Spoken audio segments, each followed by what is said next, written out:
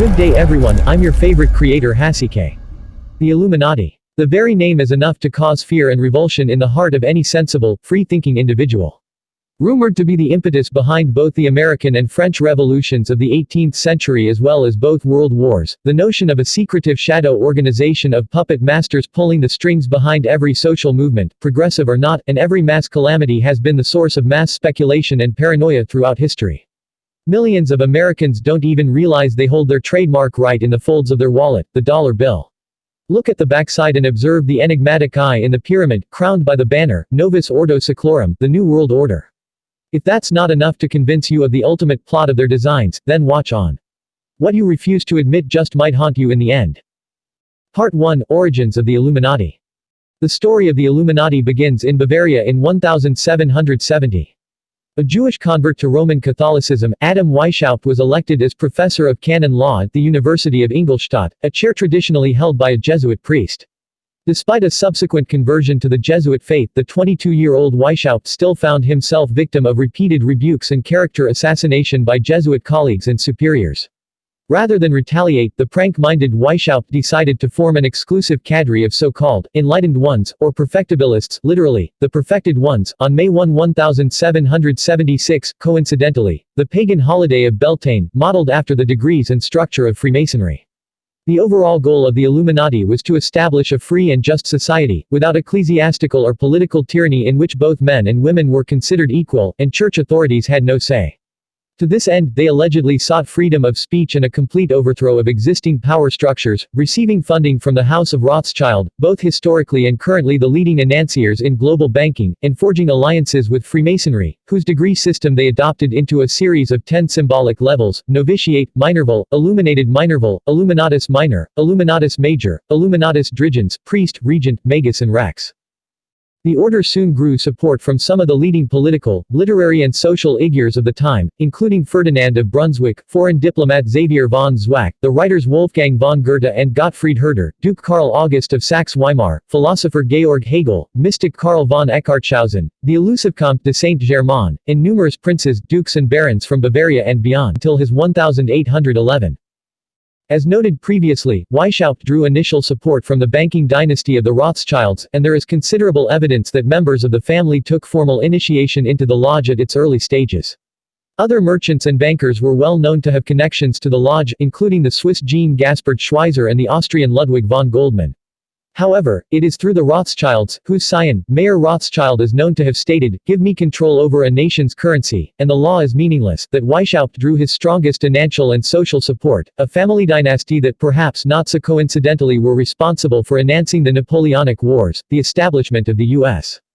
Federal Reserve in 1913 and currently own an estimated 220 banks, including the Bank of England, the Bank of Israel and the People's Bank of China, as well as controlling interests in such corporations as Microsoft and IBM.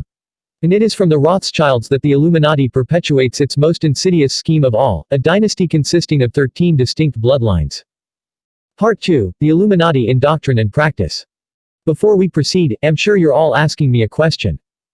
What's so insidious about freedom of speech and justice for all? And truth be told, the ideals of freedom of opportunity and discourse ostensibly proposed by the historical Illuminati are noble and commendable.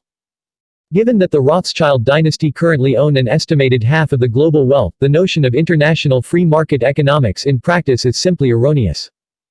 Given their strong prominence within similar global conglomerates of secretive elite financiers such as the Bilderberg Foundation, and their historically documented practices of financing almost every imaginable war during modern history, as well as their current and publicly stated support of Zionist causes in Israel and abroad, even the most skeptical reader should smell a rat behind the myth of free trade. Let's instead view the Rothschilds for what they are: robber barons of the most nefarious caliber imaginable. And highly successful ones at that. The initial statutes of the Illuminati state that their goal is to put an end to the machinations of the purveyors of injustice, to control them without dominating them. And while that may have been true in a progressively enlightened 18th century European framework, time has shown again and again just how quickly those ideals were corrupted by parties seeking absolute greed and absolute power. These days, the agenda behind the Illuminati's machinations include: Number 1. The establishment of a one-world government, complete with one world military and police and one centralized currency. This is the true promise of the Novus Ordo Seclorum mentioned previously in the chapter. In both the establishment of NATO, the United Nations and more recently, the European Union are tangible reminders of the success of the Illuminati's mission. Number 2. The establishment of a centralized bank controlling all financial transactions. At the heart of the Illuminati, greed is as critical as power and control. The existence of summits such as G8, G12, Bilderberg-sponsored conferences, as well as the recent economic breakdowns that have plagued so much of the United States and Europe all bear the hallmarks of classic Illuminati design. Number 3. Advanced microchip monitoring of citizens as a need for surveillance and control. This technotronic method of monitoring, as predicted by Illuminati member Zbigniew Brzezinski in his book Between Two Ages, America's Role in the Technotronic Era, is just one step closer to the ultimate control of the Illuminati begun with the establishment of the Social Security Identification System and Barcode Product Identification. In time, this surveillance has also included digital monitoring of Internet activity, widespread wiretapping techniques and covert government intelligence agencies. Number 4. An absolute totalitarian state in which freedom of expression is prohibited and dissenting opinion will be styled. Widespread physical and character assassinations of those who have set out to expose Illuminati schemes has been well documented. Failing to submit to Illuminati designs, for example, the U.S. Select Service System (IRS) review, and even the Registry of Motor Vehicles canon have resulted in INS and imprisonment. Other more extreme cases have included murder, blackmail, extortion, bankruptcy and arson. It is this fourth point that is positively critical in assessing the dangers of the Illuminati. They are not merely content with a long and deliberate misinformation campaign, often disseminating conflicting information and supposed leaks about their operations, so that none but the most discerning observer can distinguish between falsehood and reality, but actively seek to silence dissent through physical torture and assassination. This methodology was best noted by the assassinations of both President Abraham Lincoln and John F. Kennedy, both men whom, if not directly aware of the designs and plans of the Illuminati, certainly saw a reform in government and economic policy directly in opposition to Illuminati doctrine. Other mysterious deaths the Illuminati may be responsible include the assassination of Archduke Franz Ferdinand of Austria, which precipitated the start of World War I, the assassination of Mohandas Gandhi, the deaths of Jimmy Hoffa, Marilyn Monroe and Jane Mansfield, the unexplained cancer of Bob Marley and even the recent death of erstwhile King of Pop Michael Jackson. Both the internal and external symbolism of the Illuminati is rife with occult and esoteric emblems and metaphors, of which the all-seeing eye in the pyramid is perhaps the most notorious. This enigmatic device has entered the popular culture as one of the most enduring symbols, appearing everywhere from the previously noted dollar bill to popular novels, movies, comic books and video games. The ubiquity of this design has led to a public infatuation with Illuminati symbology, often unwittingly, which may indeed be part of their designs after all. In more recent times, Illuminati-based insignia has become one of the hottest trends in the music industry, with artists such as Jay-Z, Lady Gaga, Katy Perry, George Clinton, Rihanna, Madonna, Nicki Minaj and Tool, to name but a few, all openly displaying distinctively Illuminati-based symbology in videos, album covers, live shows and promotional photos, be it wittingly or unwittingly. Is this a deliberate courting of controversy? A sort of meta-ploy wink to the public fascination with the legend and lore of the Illuminati? Are all part of a carefully constructed plan to lure younger and more impressionable minds into faithfully adhering to Illuminati schematics? Part 3. Members of the Illuminati. One of the ultimate goals of any secret society, as stated previously, is the perpetuation of secrets. And as the penultimate covert secret society, the Illuminati have nearly 250 years and countless wealth behind them, enabling them to specialize in psychological operations and misinformation tactics of the most advanced sort. Perhaps it's all the more fitting that the very term Illuminati translates to the enlightened ones. In Latin, the name Lucifer comes from the words lux ferro, or bearer of light. Outside of the above-mentioned bloodlines, there is no accurate count of Illuminati membership. There are no official records of meetings, no official membership rosters and no record proceedings. They are indeed the archetypal secret society.